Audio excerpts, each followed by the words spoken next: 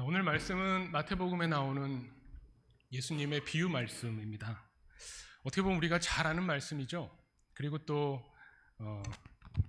예수님 믿지 않는 사람도, 교회 안 다니는 사람들도 한 번쯤 들어봤음직한 그런 말씀입니다. 내용은 제가 자세히 설명드릴 필요가 없을 것 같습니다. 아까 봉독하면서 다 보셨죠. 다만 우리가 생각하기 쉽게 보면 이제 포도원에서 일꾼을 찾는데, 품꾼을 찾는데 아침 6시 일이 시작할 때죠. 6시에 시작해서 저녁 6시에 끝나는 겁니다. 근데 6시에 불러온 사람이 있고, 또 아침 9시에 불러온 사람이 있고, 또 12시에 불러온 사람이 있고, 오후 3시에 불러온 사람이 있고, 심지어는 오후 5시에 불러온 사람이 있다는 거죠. 오후 5시에 와서 일한 사람은 결국 1시간 일하고 이 포도원 주인으로부터 한 데나리온을 받습니다. 그래서 이 말씀을 읽을 때에 어떤 생각이 드세요? 너무나 잘 알고 많이 들어본 말씀인데, 이걸 통해서 하나님의 정의, 하나님의 나라는 이런 것이구나. 내가 비록 5시에 왔어도 하루 품삯, 그러니까 이 하루 품삯 한 데나리온은 당시 유대인들의 한 가정이 하루를 살 수 있는 그런 금액이죠. 우리가 생명을 유지하고 살 수 있는 그런 최소한의 필요를 하나님께서는 늘 채워주시는구나 라고 은혜를 받을 수 있습니다. 너무 좋죠. 그러면서 읽어보면 여기에 이제 잠깐 예수님의 이야기 가운데 갈등 요소가 나오는데, 그게 뭐냐면 먼저 온 품꾼과 이 주인의 대화를 통해서 살짝 갈등이 나옵니다. 왜 나중에 온 사람들, 1시간밖에 일하지 않은 사람에게도 12시간을 일한 나와 똑같은 한 데나리온을 줍니까? 여기에 대해서 아주 단호합니다. 이 주인의 말씀 들어보면 내 뜻이다. 내 뜻 가지고 내가 내 마음대로 하는데 무슨 상관이냐 하는 말씀처럼 들리죠. 하나님의 뜻은 분명합니다. 너무나 분명하기 때문에 여기에 대해서 뭐라고 할 수가 없어요. 하나님의 뜻은 모두에게 똑같이 필요한 만큼, 없으면 안 되는 이 절대적인 은혜 한 데나리온을 주기를 원하신다는 겁니다. 이것은 하나님의 뜻이죠. 이 뜻을 바꾸려고 해봐야 소용이 없으니까, 그럼 우리는 어떻게 하죠? 마음이 편해지려면 이 말씀을 읽을 때마다 나를 이 이야기 속에 누구에게 대입하나요? 이렇게 우리가 소설을 읽을 때나 보면 주인공에 많이 대입을 하죠. 이 말씀을 통해서 은혜 받으려면 나중 온 사람에게 대입하는 게 제일 쉽습니다. 내가 예수님을 믿은 지 얼마 안 되고, 혹시 아니면 어려서부터 교회는 다녔지만 진짜 하나님 은혜를 체험한 게 얼마 안 됐는데 나한테도 하나님이 똑같은 은혜를 주시는구나. 자꾸 나를 나중 온 사람에 대입합니다. 그리고 성경 공부를 좀 해보신 분들은 그렇죠. 먼저 온 사람들은 유대인들, 구약 성경을 통해서 하나님의 약속을 받은 사람들이고, 우리는 유대인들이 볼 때 이방인이죠. 우리 어떻게 보면 유대인이 아닌 사람들이 나중 온 사람들이니까 우리에게 베풀어 주시는 하나님의 은혜 너무나 감사하다, 이렇게 생각을 합니다. 그런데 우리는 그러면 나중 온 사람일까요? 먼저 온 사람일까요? 어떻게 생각하세요? 나는 나중 온 사람이다, 나는 먼저 온 사람이다. 이게 굉장히 상대적인 겁니다. 절대적인 기준이 없죠. 나보다 앞에 온 사람이 있으면 나는 나중 온 사람이고요, 나보다 뒤에 온 사람이 있으면 나는 먼저 온 사람이잖아요. 제가 누가 먼저 왔고 누가 나중 왔다를 따지려는 게 아닙니다. 굉장히 상대적입니다. 예수님 믿은 지 얼마 안 됐을 때는 이 말씀을 읽으면서 은혜가 넘치죠. 내가 나중에 왔는데 이런 큰 은혜를 받았어. 근데 점점점 교회 생활하고 신앙 생활하고 1년, 2년, 10년, 20년 교회를 다니면 그때도 여전히 나는 나중 온 사람이라 은혜를 많이 받았어 라고 하기가 조금 멋스러워지죠. 나 이후에 예수님 믿은 사람들이 점점 많아지는 기분입니다. 예수님이 이 말씀을 이렇게 하신 것, 어떻게 보면 마태복음 안에 이 말씀이 쓰여 있는 걸 보면 예수님은 누구를 향해서 이 말씀을 하시는 걸까요? 그런 생각을 해볼 필요가 있죠. 성경은 대상이 있습니다. 그냥 허공에다 대고 이게 하나님 말씀이다라고 선포한 게 아니라 누군가에게 들려주기 위해서 말씀하고 있습니다. 예수님도 이 말씀을 하실 때 듣기를 원하는 사람들이 있죠. 그 사람은 이 맥락을 보면 알 수가 있습니다. 이 예수님의 이야기의 맥락, 왜 이게 20장에 위치하고 있을까? 이걸 보면 더 분명해지는 게, 분명히 예수님은 이 말씀을 먼저 온 사람들을 향해서 들려주는 겁니다. 만약에 이제 신앙의 연수가 오래되고 유대인과 이방인의 경계가 굳이 우리에게 필요 없다면, 먼저 온 사람으로서 이 말씀을 읽을 때 예수님의 말씀이 불편한 부분이 뭔가를 볼 수 있죠. 만약에 저 같으면 이 이야기를 서술하면서, 이 이야기를 들려주면서 이렇게 말하면 됩니다. 아침 6시, 쉽게 12시, 5시에 온 사람이 있는데 일을 다 하루 종일 일을 했어요. 일을 마치고 이제 마지막 그 대가를, 품삯을 지불할 때가 됐죠. 그때 줄을 세우는데 예수님의 이야기하고 그 순서만 바꾸면 됩니다. 먼저 온 사람들 먼저 서라고 하고, 나중 온 사람들 나중 서라고 하고. 그래서 어떻게 하면 될까요? 오늘 한 데나리온 주기로 했으니까 하루 종일 수고 많았습니다, 감사합니다 하면서 한 데나리온을 주고 어떻게 하죠? 보내요. 포도원 일 다 끝났으니까 집에 가라고. 앞사람부터 품삯을 주고 보내고 그러면 한 12시쯤 온 사람이 볼 때, 나는 반 데나리온 받겠구나 라고 짐작하고 있을 때에 한 데나리온을 탁 주면 어떨까요? 감사합니다. 그리고 또 보내요. 그럼 이제 1시간 일한 사람은 혹시 나도, 기대가 생길 수도 있죠. 괜찮습니다.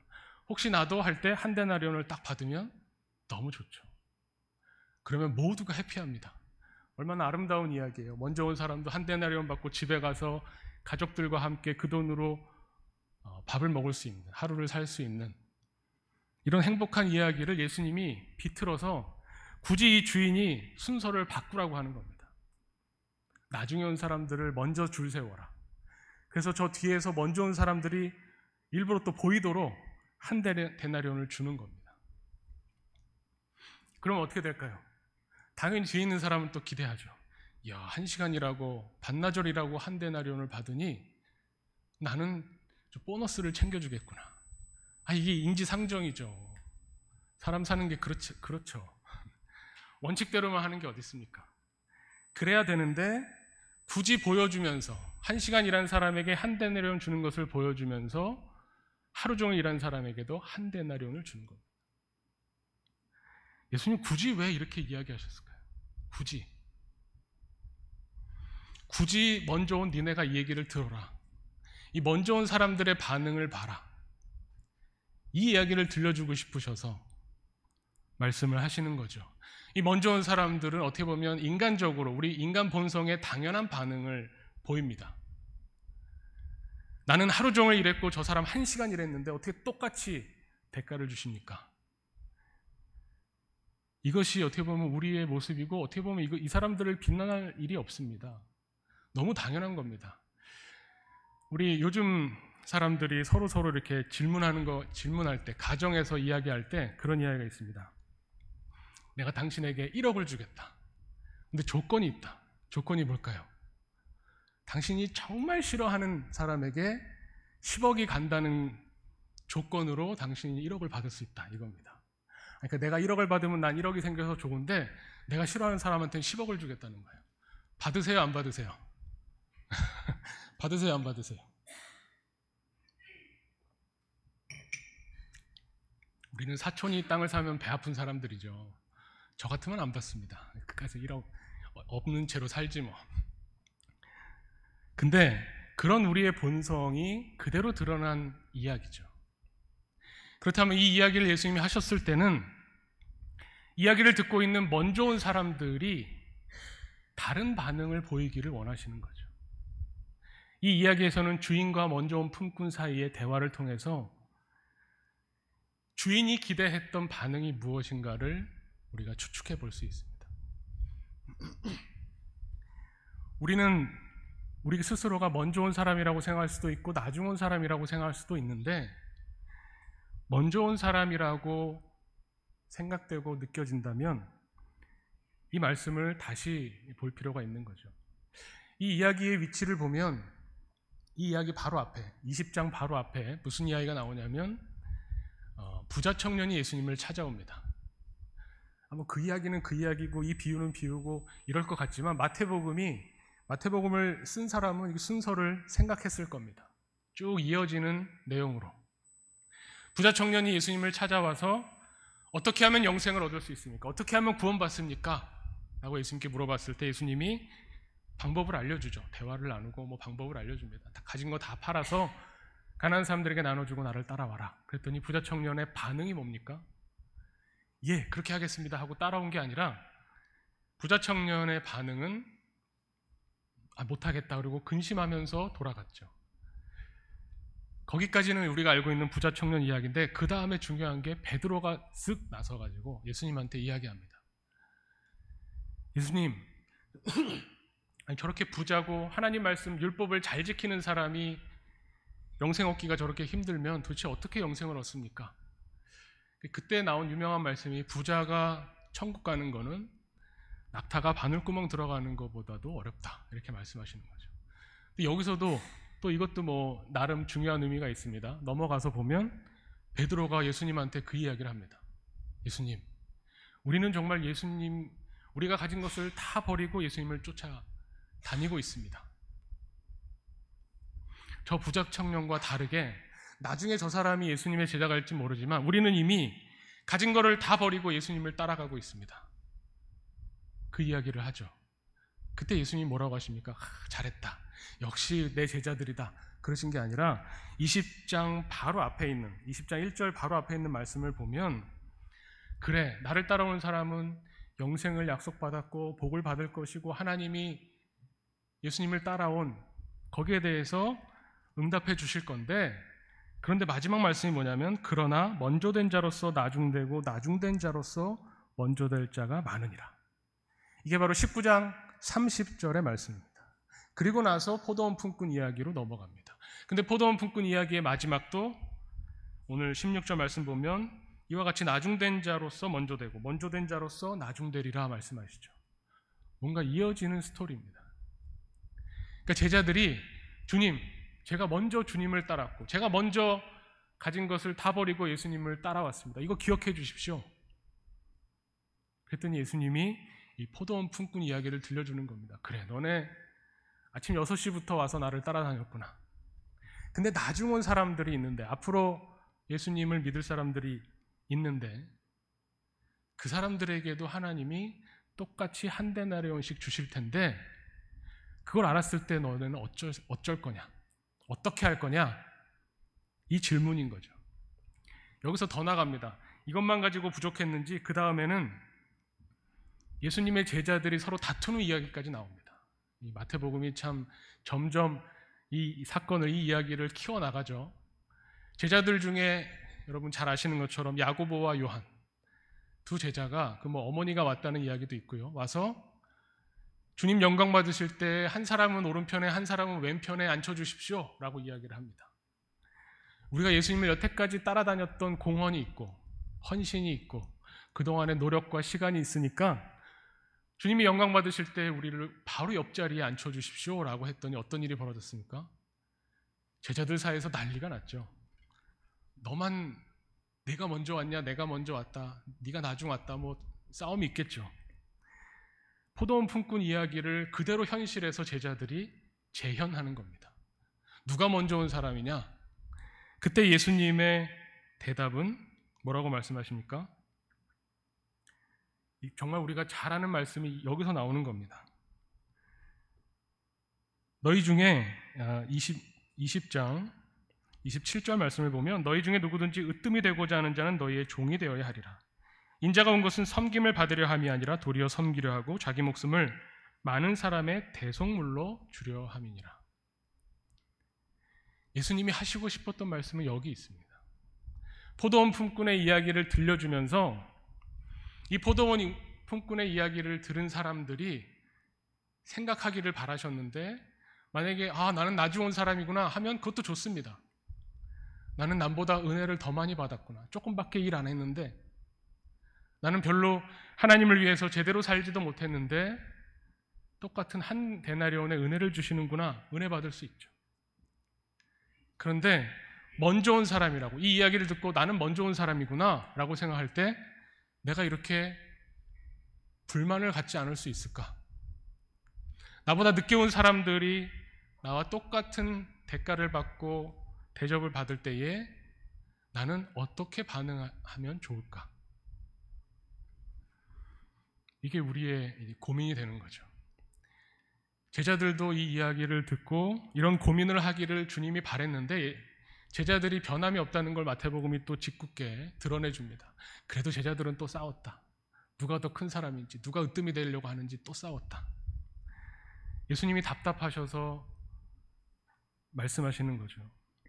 이 이야기를 듣고 하나님의 뜻이 무엇인지 깨달은 사람들에게 기대하는 하나님의 마음이 무엇이냐면 예수님이 그걸 보여주시는 겁니다.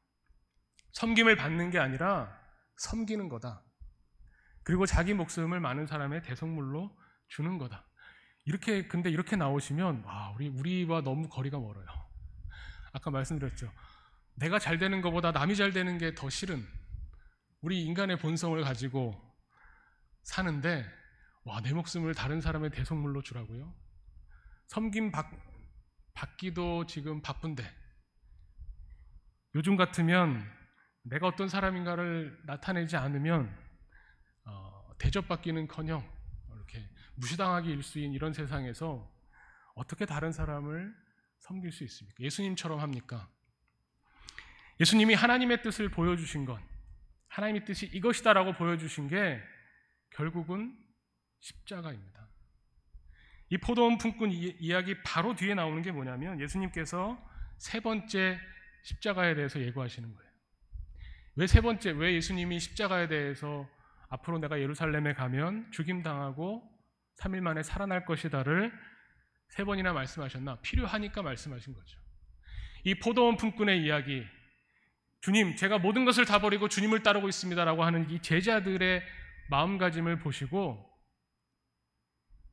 그리고 하나님이 바라시는 게 무엇인가를 설명해 주시는데 그 핵심은 뭐냐면 내가 이제 장차 너네들 이렇게 가르치면서 다니다가 예루살렘에 가서 십자가에서 죽을 것이다.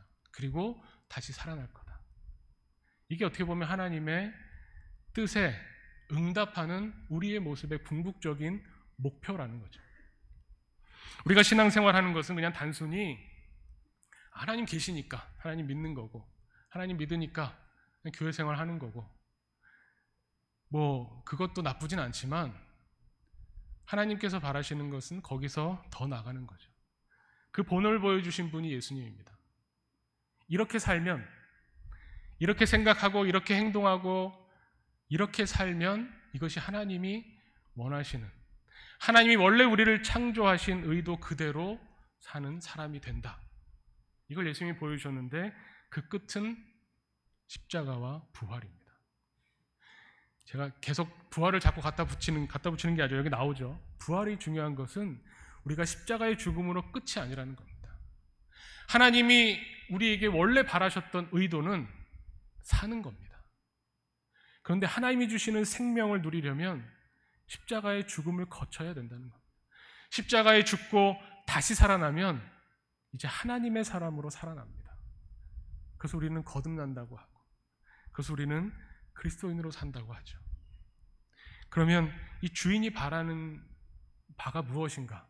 근데 지금 우리가 할 수 있는 것은 무엇인가를 생각해 봐야죠. 예수님처럼 되는 걸 원하셔. 근데 그거 어떻게 하죠? 너무 멀어요. 너무너무 멀리 있어요. 어떻게 우리가 다른 사람을 대신해서 죽고 섬기고 할 수 있을까요?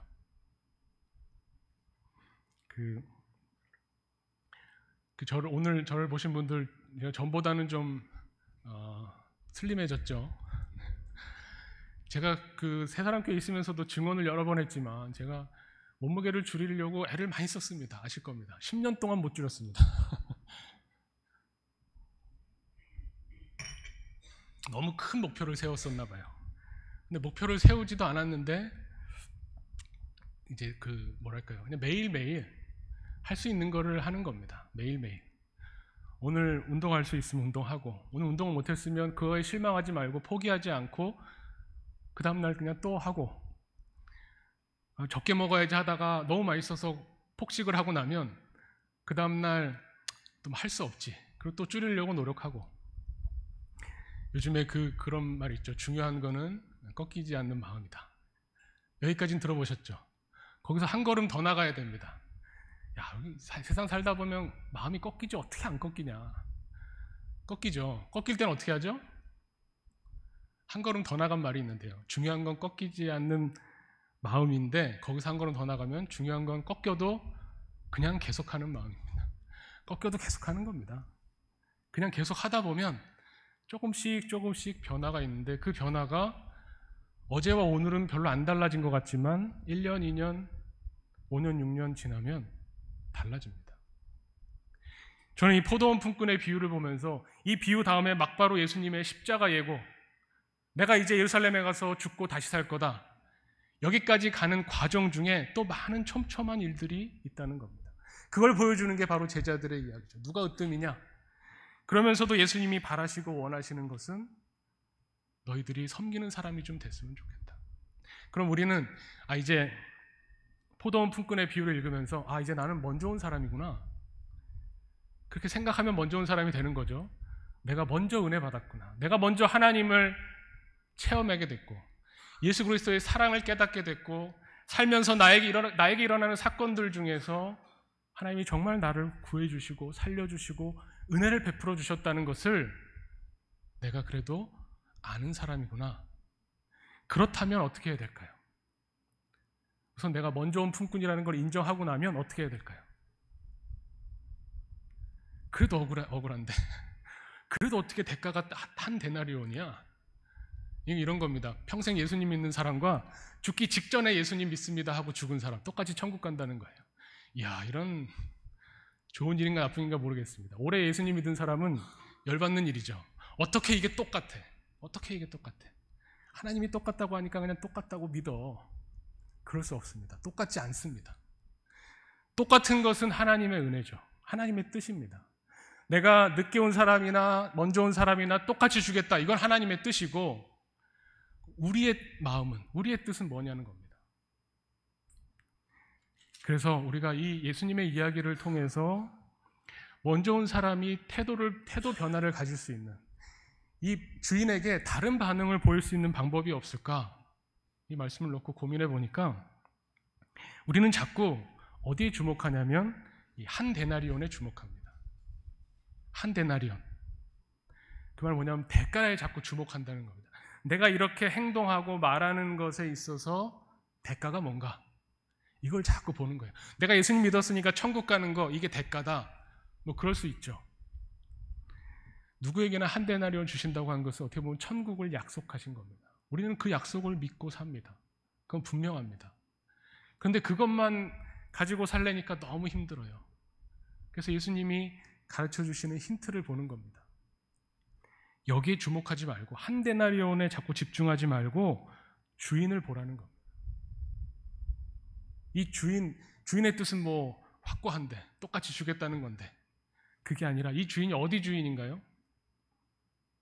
어디 주인이에요? 포도원 주인입니다.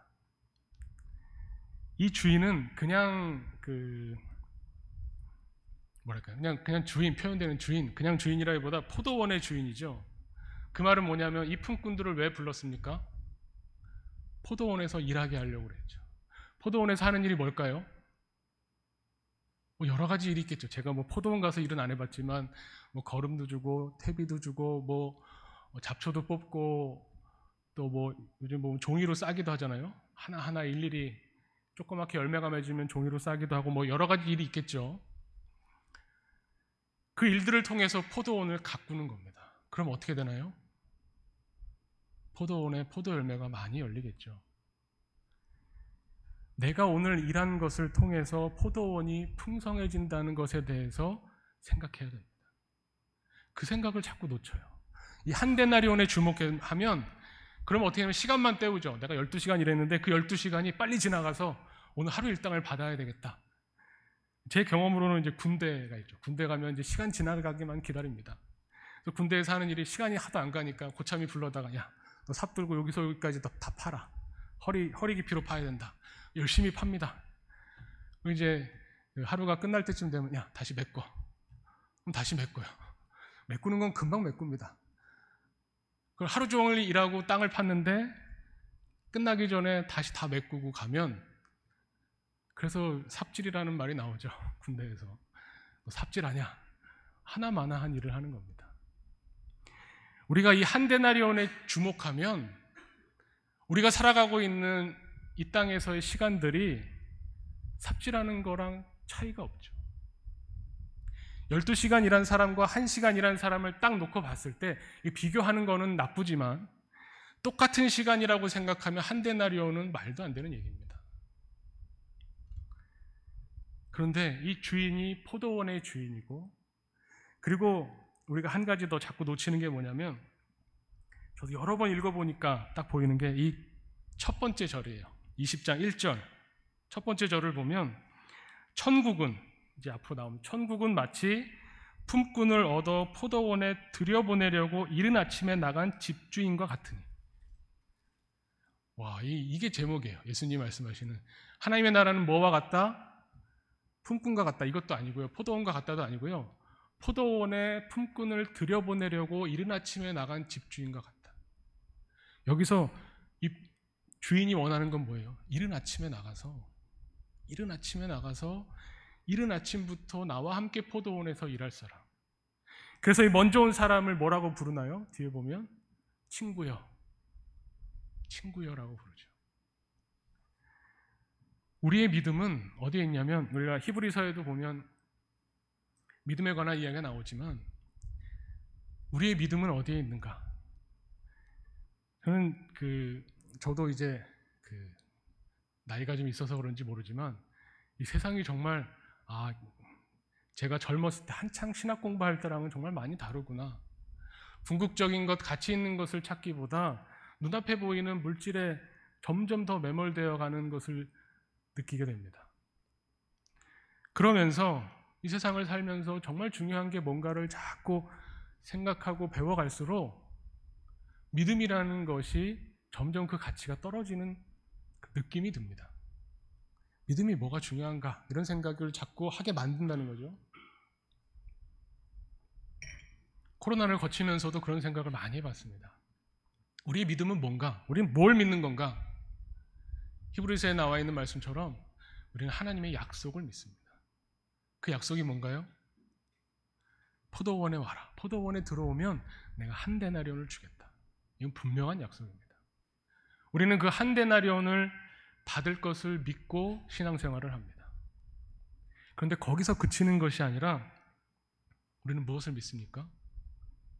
내가 이미 포도원 안에 들어와 있는 사람이라면 내가 하는 이 일이 이 포도들이 결실을 맺어서 수확할 때 더 풍성히 하는 것에 내가 내 힘을 보태는 거다라는 것을 분명히 믿고 알아야 됩니다.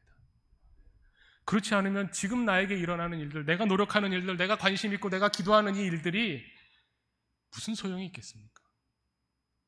결과가 안 좋으면 내가 열심히 기도하고 열심히 이 일을 위해서 달려왔는데 결과가 내가 원하는 것과 달라졌다고 해서 내 기도와 내 수고와 내 눈물이 아무 의미가 없는 게 될까요? 그렇지 않다는 겁니다. 예수님은 이 포도원 일꾼을 불러오는 주인의 이야기를 통해서 우리에게 그것을 보여주십니다. 이 포도원 주인은 한 데나리온 줄 건데 포도원에 와서 함께 일하기를 원하시는 거예요. 그런 관점에서 보자면 일찍 온 사람은 수지 맞은 거죠. 그렇죠. 집주인은 이른 아침에 나가서 막 사람들을 찾았어요. 그때 왜 눈에 안 띄었을까요? 나중 온 사람들은 모르겠습니다. 왜 눈에 안 띄었는지 모르겠지만 이른 아침에 나가서 내 포도원에 들여보낼 사람들을 찾고 구하는 이 주인과 만났다면 그것은 복을 받은 겁니다. 행복한 사람인 거죠. 내가 12시간을 일했어. 하루 종일, 여기 나와 있는 사람의 표현처럼 하루 종일 해를 쬐면서 이 뜨거운 햇살을 견뎌내면서 참고 견디며, 여기 뭐라고 나옵니까? 오늘 읽은 본문 말씀에 있죠. 이 사람 불평하면서 얘기했지만 종일 수고하며 더위를 견딘 우리, 종일 수고하며 더위를 견딘 우리를 향해서 하나님은 친구라고 불러주십니다. 내가 이른 아침부터 너를 찾았다. 너와 함께 12시간을 일하면서 더위와 수고를 하면서 참고 견뎠던 그 시간들, 그 시간이 복되다, 행복하다고 여긴다면 이 먼저 온 사람들은, 나중 온 사람들은 감히 이해할 수 없는 하나님의 그 사랑과 은혜를 경험한 사람들입니다. 우리는 그런 사람들이 되고 싶은 겁니다. 숨 넘어가기 직전에 하나님을 믿습니다 하는 게 아니라 이 땅을 살면서 내가 애쓰고 수고하는 그 많은 것들이 하나님의 생명의 결실을 맺는 것을 보기를 원하는 겁니다.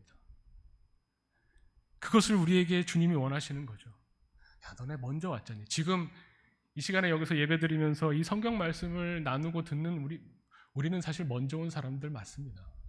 아니라고 어떻게 할 수 있습니까? 먼저 온 우리들에게 주님이 원하시는 반응이 있다는 겁니다. 믿음은 그래서 하나님의 은혜를 체험한 사람들이 보이는 반응이 아닌가 이런 생각합니다. 믿음에 대해서 행함이 없는 믿음은 죽었다. 저는 이 말이 참 이해가 안 되는데, 보면 하나님의 은혜를 체험한 사람으로서 나와야 되는 반응, 그 반응이 없으면 믿는지 안 믿는지 모르는 거죠. 그 반응이 예수님 말씀처럼 다른 사람을 위해서 내 생명을 내어놓는 겁니다. 그 자리까지 가는 겁니다. 아직 못 갔지만 목표는 있는 거죠. 그리고 그 목표가 너무 멀다고 포기하지 않는 겁니다. 오늘 그냥 오늘을 사는 겁니다. 오늘 내가 사는 이 24시간이 나는 이미 포도원 안에서 포도를 키우는 이 시간에 포함되어 있다는 것을 계속 깨달으면서 사는 거죠. 그렇다면 우리의 시간은 결코 헛된 시간이 되지 않을 겁니다. 나중 온 사람들과 비교해서 내가 더 공정하지 못하다, 정의롭지 못하다, 억울하다 생각할 게 없죠. 오히려 나중 온 사람들을 향해서 긍휼의 마음을 가질 수 있습니다. 그 사람들은 이른 아침에 알알이 맺혀 있는 그 포도잎들을 못 봤구나. 한낮에 쨍쨍 내려지는 그 햇빛을 살짝 피해서 포도나무 그늘 아래 살짝 들어가서 땀을 식히는 그 시원한 바람을 못 느껴봤겠구나. 그런 긍휼의 마음을 가질 수 있죠. 예수님이 이 땅에 오셔서 우리에게 원하시는 것이 바로 여기 있습니다. 왜 이 포도원 품꾼 이야기 다음에 예수님의 십자가의 죽으심을 이야기하냐면, 예수님의 십자가의 죽으심은 결코 목숨을 빼앗긴 것이 아니라는 겁니다. 내가 이 정치적인 상황 때문에, 이 제사장들과 종교 지도자들 때문에 내가 이제 예루살렘에 가면 로마의 이 제국주의, 이 권력의 힘 때문에 십자가에서 죽임당하는 게 아니다라는 겁니다. 예수님은 하나님의 뜻을 펼치시기 위해서 기꺼이, 기쁨으로 행복하게 내 목숨을 내어준다고 말씀하시는 겁니다. 그것이 예수님의 십자가라는 거죠. 우리는 먼저 온 자로서 주인을 향해서 뭐라고 말할 수 있을까요? 우리의 반응이 어떠면 주인이 기뻐할까요? 이른 아침부터 나가서 그렇게 품꾼을 찾아 헤매던 그 주인과 해가 진 이후에 나오는 이야기가 어떤 이야기가 되면 주인과 먼저 온 품꾼이 다 행복해질까요? 그것을 생각해 봤으면 좋겠습니다. 우리가 어떤 반응을 보이는 것을 주님이 원하실까? 이렇게 은혜를 많이 받은 사람들인데, 이렇게 오랫동안 주님과 함께 일해온 사람들인데, 남보다 더 오래 성경을 읽고 더 많이 예배를 드리고 남들보다 더 열심히 찬송을 불렀던 우리의 반응이 어떠해야 하나님이 기뻐하실까? 오늘 우리를 향해서 주님이 우리의 반응을 기대하고 계십니다. 오늘 당장 예수님처럼은 못해도 조금씩 예수님을 향해 나아갈 줄로 믿습니다. 우리 오늘의 예배가 아무 소용없는 것이 아니라, 삽질이 아니라 정말 우리의 예배 한 번 한 번이, 우리의 기도 시간 1분 1분이 모여서 포도원을 풍성히 만들 것이라고 확신합니다. 우리 함께 기도하겠습니다. 하나님 아버지,